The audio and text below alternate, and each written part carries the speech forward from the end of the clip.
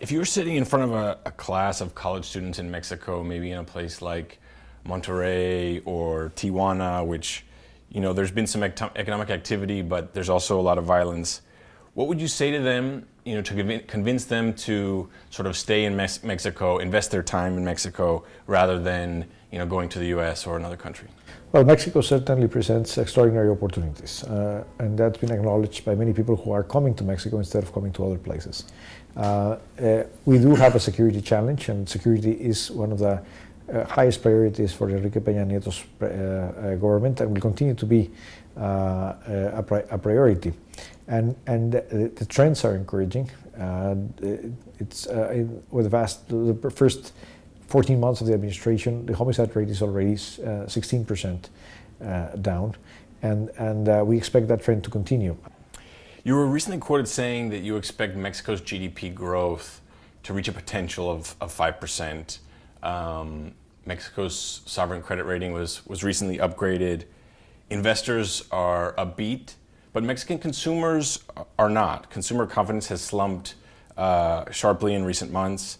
Is the average Mexican missing out on this economic bonanza? We indeed had a drop in consumer confidence, but that's a lot related to the introduction of new taxes, particularly taxes on carbon and taxes on sodas and high-calorie foods.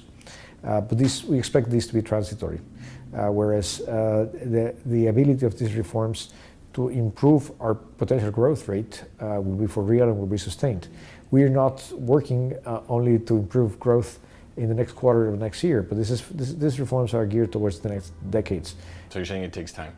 It will take time. And do you think the average Mexican can wait for this Well, growth? some of the benefits of the reforms will be evident relatively soon. For instance, the financial reform, we expect to see some effects in better lending, more lending, and more cost-effective lending to small and medium-sized companies even this year, in the second half of the year, as the reform is implemented. How will energy reform impact the Mexican economy? And also, what will it mean for the US?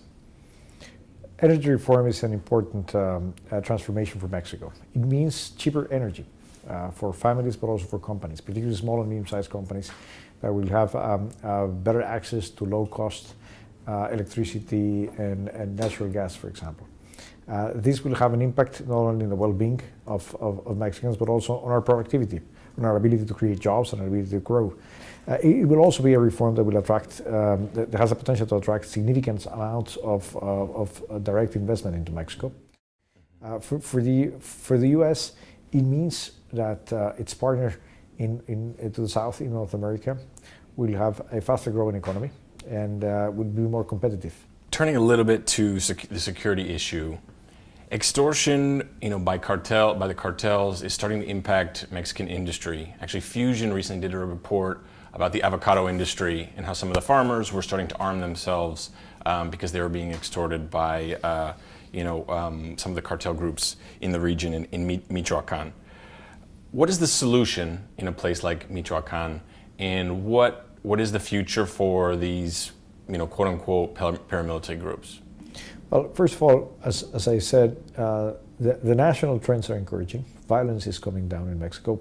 Cities that were quite violent, like Ciudad Juarez or even the city of Monterrey, have a much better security environment these days than they had 2 or 3 years ago. So there are some encouraging trends. Of course, we still have challenges, and particularly the state of Michoacan is one of the biggest challenges these days. The president has taken bold steps. Going into Michoacan, sending a special commissioner with full authority over federal agencies in the state of Michoacan, and also deploying capital, not only for security but for economic development and social programs in Michoacan. As you probably know, the view of Mexico in the U.S. is kind of mixed. I think some people are starting to see the economic story, but a lot of the news is about the drugs and security issue. What would you say specifically, to a younger audience, to the Fusion audience, about traveling to Mexico, moving to Mexico, starting a business in Mexico? What would you say to them to describe the current reality? Well, first of all, we already have about 1 million of U.S. citizens living in Mexico.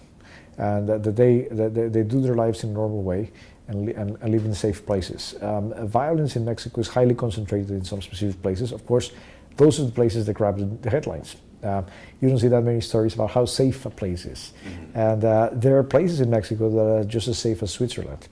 For instance, the city of Mérida. Most of Mexico is a land of opportunity. It's a land of hardworking people and of creative people.